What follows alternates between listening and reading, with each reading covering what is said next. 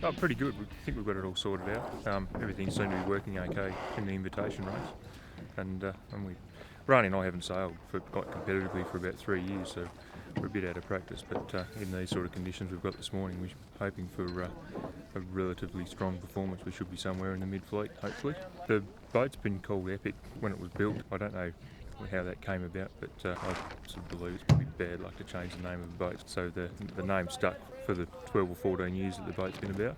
My partner Rani, she's a Beauty Point local, so she's sailed here all her life on this bit of water.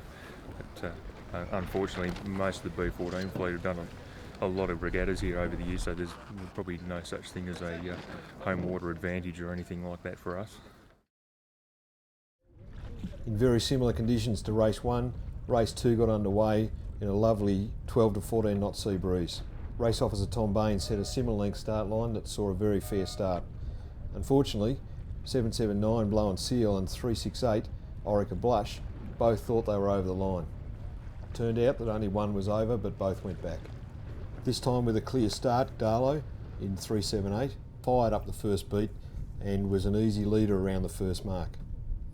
Hot on their heels, Guy Bancroft and the Nude well down at this point in time.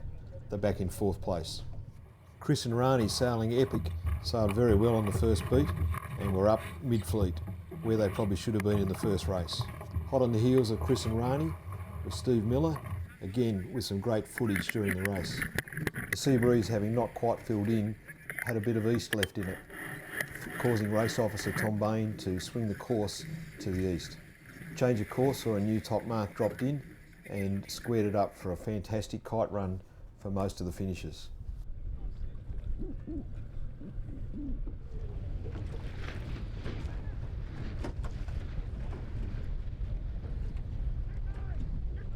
Richie and Lisa sailing in the Nude were back in 4th after the first lap, but came back very well to finish a creditable 2nd overall.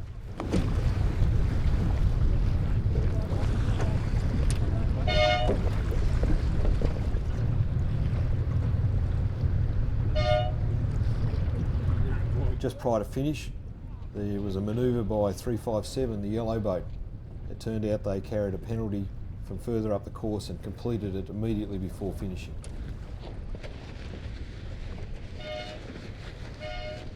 Orica Blush had trouble with their spinnaker earlier in the race. They managed to get it under control for the final leg and had a flying finish. With another ship forecast to come into port, race officer Tom Bain took all competitors back to shore to refuel and get ready for a flying start for the final race of the day. Oh, we went pretty well today. We were quite happy with the day. It's a bit of a shame about the first start being abandoned because we happened to be in the front of that one. Well, it was understandable why it was because the wind being so variable. The next 2 races were, the wind settled in from the wherever it was, northish, and yeah, it was good fun. We managed to get a couple of seconds out of it, so we were happy with that. And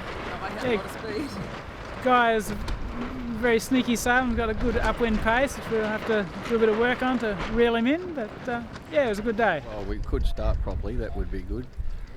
We got OCS on the first race. Yes. So we had to restart that one, and we're a bit fortunate in recovering the ground up the first beat, but the second one, solid. solid, but I think credit goes to Richie and Lisa for hanging in that air. Oh yeah, it's pretty good. Doesn't make too many errors, but when he does, I try and pick him up on them all because he's always on my back. But no, he's pretty good. We had a good morning actually. Yeah, it was our sort of conditions. We don't like it too heavy. We felt good. We had the boat going well, and we came 4th in the second race. Just got things right on the windward beats, and kept it all together, kept it upright downwind, and yeah, good finish. When we finally did get underway, we had a little bit more pressure than we had early on, and probably misjudged the setup for the boat, and didn't get the result we would have liked.